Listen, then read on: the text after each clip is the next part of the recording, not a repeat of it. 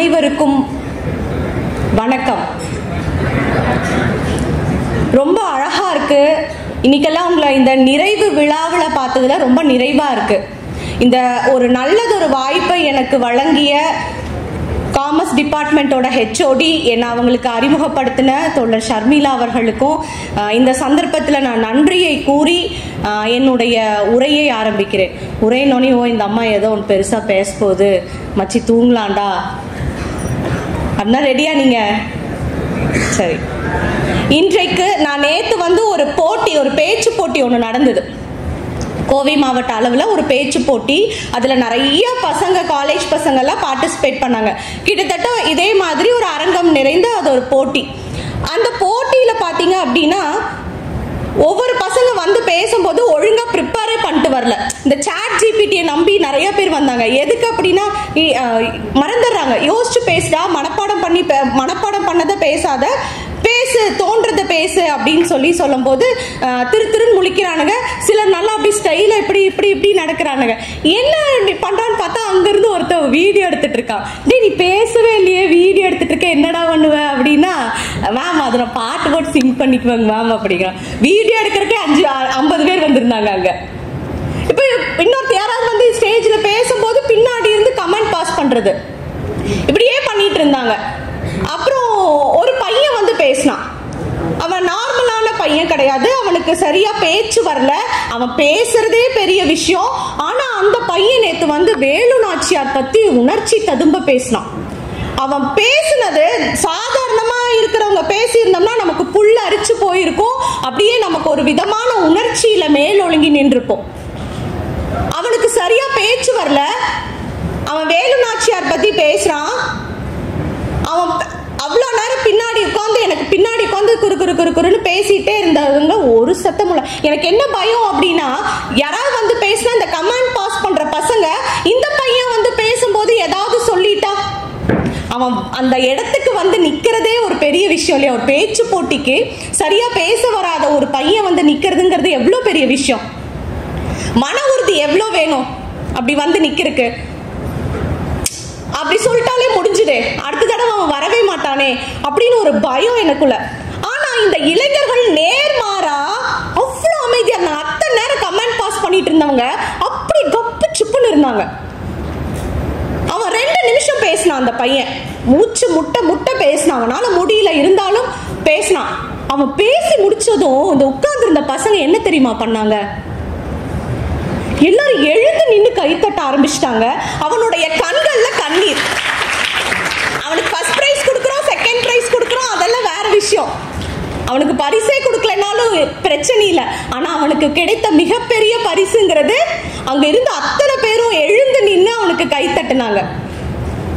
அப்பதான் நான் நினைச்சேன், இளைஞர்கள் எவ்வளவு சாமர்த்தியமா இருக்காங்க, நம்ம தான் அவங்களை ஏதோ குறைச்சி எடை போட்டுட்டோமோ அப்படின்னு.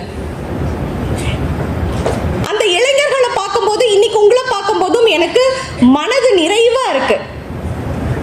ஏன்னா இவ்வளோ அமைதியா ஒரு ஒரு ஒரு ஒரு ரூம்குள்ள உங்களை போட்டு அடைச்சு வச்சிருக்கோம்.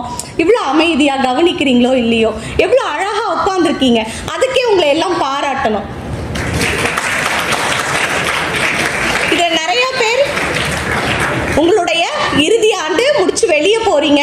அப்போ வெளியே போறவங்களுக்கும் இங்க உள்ள வந்திருக்க ஃபர்ஸ்ட் இயர் ஸ்டூடெண்ட்ஸ்க்கும் ஒரு விஷயம் சொல்லணும் அப்படின்னா, சார் முன்னாடியே சொல்லிட்டார், பாட சம்பந்தமா பேசக்கூடாதுன்னு. பாட சம்பந்தமா எனக்கு ஒன்றும் தெரியாதுங்க, நான் சயின்ஸ் குரூப், காமர்ஸ் பத்தி ஒன்றும் தெரியாது. அப்பாடா, நான் இங்க என்ன சொல்ல வந்திருக்கேன் அப்படின்னா, உங்களுக்கு புத்தகம் வாசிங்க அப்படின்னு சொல்ல வந்திருக்கேன். ஆட போவாங்க மேம், நீங்க எங்களுக்கு படிக்கிறதுக்கே ஊர்பட்டது இருக்குது, அப்புறம் போன் பார்க்கணும், போன்ல ரீல்ஸ் பார்க்கணும், ரீல்ஸ் எடுக்கணும், அதுக்கப்புறம் ஃப்ரீ ஃபயர் விளையாடணும், இத்தனை பிரச்சனை இருக்கும். படிக்கிறதா, எங்க போய் படிக்கிறது நாங்க அப்படின்னு நீங்க கேட்டீங்க அப்படின்னா, இத்தனைக்கு நேரம் ஒதுக்குன நீங்க கொஞ்சம் புத்தக வாசிப்புக்கும் நேரம் ஒதுக்குங்க. ஏன் புத்தகம் வாசிக்கணும் அப்படின்னா, என்னை போன்ற ஒரு கதை சொல்லி வந்தமா போனமா ஒரு 2 கதையை சொன்னமா போனமான்னு இல்லை. இன்றைக்கு நான் படித்த புத்தகங்களிலிருந்து உங்ககிட்ட சொல்ற கதைகளை கேட்கிற நீங்க நாளைக்கு உங்களுடைய கதையை வரலாறு பேசணும் அப்படிங்கிறது தான் என்ன மாதிரியான கதை சொல்லிகளினுடைய ஆசை.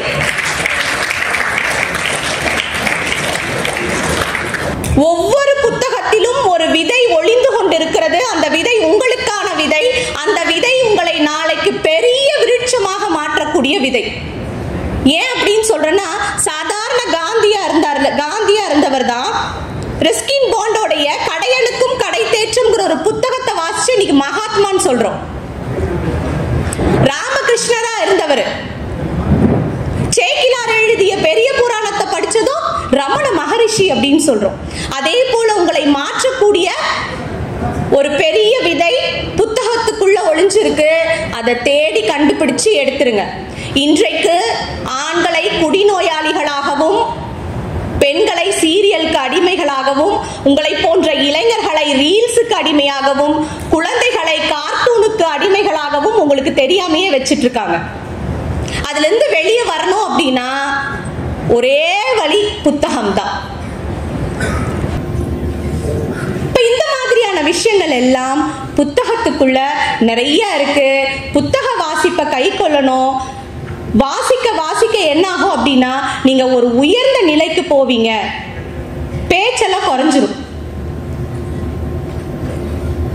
இந்த கமெண்ட் பாஸ் பண்றது, பக்கத்துல இருக்கிற ஃப்ரெண்டோட அப்படின்னு நோண்டி விடுறது, அருணிமாவாடா நான்லாம் எப்பேற்பட்ட அருண் தெரியுமா, எங்க ஊர் குன்ற ஏறி இறங்கி இருக்கிறனாக்கும். அருணிமா எவரெஸ்ட்னா நான் குன்று அருண். அருண் யாராவது இருக்கீங்களா?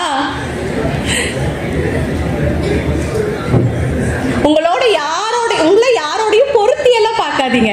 நீங்க ஸ்பெஷல். ஒருவேளை நானே இதே வாயால இந்த காலேஜ்ல படிச்ச யார பத்தியோ கூட வேற ஏதோ காலேஜ்ல போய் கூட பேசக்கூடிய நாட்கள் வரலாம். அந்த மாதிரியான ஒரு நாளை எதிர்நோக்கி தான் இன்னைக்கு வந்திருக்கேன். திரும்ப திரும்ப சொல்றது என்ன அப்படின்னா, வளபுரி ஜான் ஒரு எழுத்தாளர் இருக்கார். அவர்கிட்ட போய் கேட்டாங்களா, புத்தகத்துக்கு ஏன் தமிழர்கள் நூல் அப்படின்னு பேர் வச்சிருக்காங்க அப்படின்னு. அதற்கு அவர் சொன்னாரா, ஊசியின் காதுகளின் வழியே நூல் நுழைந்தால் கிழிந்த துணிகளை தைக்குமாம். ஊசியின் காதுகளின் வழியே நூல் நுழைந்தால் கிழிந்த துணிகளை தைக்குமாம். உங்களின் காதுகளின் வழியே நூல் நுழைந்தால் கிழிந்த மனங்களை தைக்குமாம். அதனாலதான் தமிழர்கள் புத்தகத்திற்கு நூல்னு பெயர் வச்சாங்கன்னு சொல்றாங்க. ஈரோடு தமிழன்பன் அழகாக சொல்வார். அதை சொல்லி என்னோட பேச்சை நான் நிறைவு பண்ணிக்கிறேன். 10 பறவைகளோடு பழகி நீங்கள் ஒரு பறவையாகிவிட முடியாது. 10 நதிகளோடு பழகி நீங்கள் ஒரு நதியாகிவிட முடியாது. 10 புத்தகங்களோடு பழகி பாருங்கள், நீங்கள் 11வது புத்தகமாக படிக்கப்படுவீர்கள். வாய்ப்புக்கு நன்றி. புத்தகம்